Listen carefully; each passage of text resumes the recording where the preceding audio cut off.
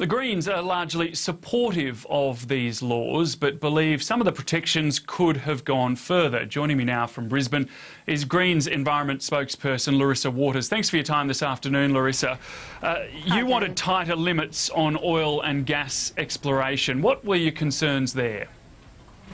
Well, look, what we've seen with these marine parks, and we're really thrilled that we've taken the first step towards decent protection for our wonderful marine environment, which of course we need for a healthy fishing industry as well as a good tourism industry. But we've seen the oil and gas industries effectively dictate to the government what should be protected and what shouldn't be. And I'm relieved that in the Coral Sea in Queensland, where I'm from, there's been an off-limits for coal and gas. That's great. But what we really need to see now is that these marine parks are not just lines on a map, but they actually deliver genuine protection.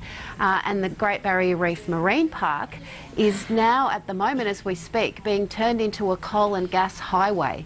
So I'm concerned that it's great we've got these marine parks, but we've got to make sure that they actually deliver meaningful protection on the ground, and they're not just treated like shipping highways and dredging and dumping opportunities for the mining and resources sector. So what would that mean then for some of the ships carrying oil and gas? Would they have to take huge sort of deviations around some of these areas that you want to see protected? Well, look, that's not the case at the moment, and that's not what's been proposed in the Marine Parks Network. But what we've seen in the Great Barrier Reef is a projected trebling, at least, of shipping. And yet the Australian Transport Safety Bureau last week said we've already got systemic problems with shipping safety. So we're already having a lot of unreported near misses, they say. And of course, we've seen this week the Shen Neng incident, the ship's captain charged and got off very lightly with a slap on the wrist fine. So we've clearly still got problems with shipping through our Great Barrier Reef. And before we have that trebling of shipping, we've got to fix those problems, or we're going to have some serious oil spills in the reef and do damage to this wonderful international icon that's also a big employer and a big money spinner for Queensland. We've got to try and avoid that and slow down on this massive fossil fuel frenzy through our Great Barrier Reef and through these other marine parks that we've just had established. We're short on time now. There is one other question I wanted to ask you about, just the boundaries that have been set down. The opposition says that they're not based on science. What's your response to that?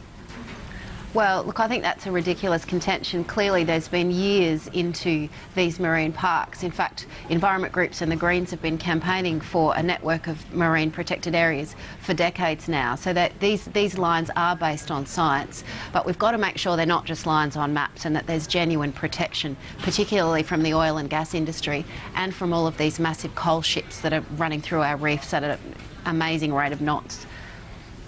I just want to get your thoughts before I let you go on the conflict escalating between Israel and Gaza. The government and the opposition have both condemned Hamas for the rocket attacks on Israel. What's the Greens' view on this? Well, look, we condemn the violence on both sides.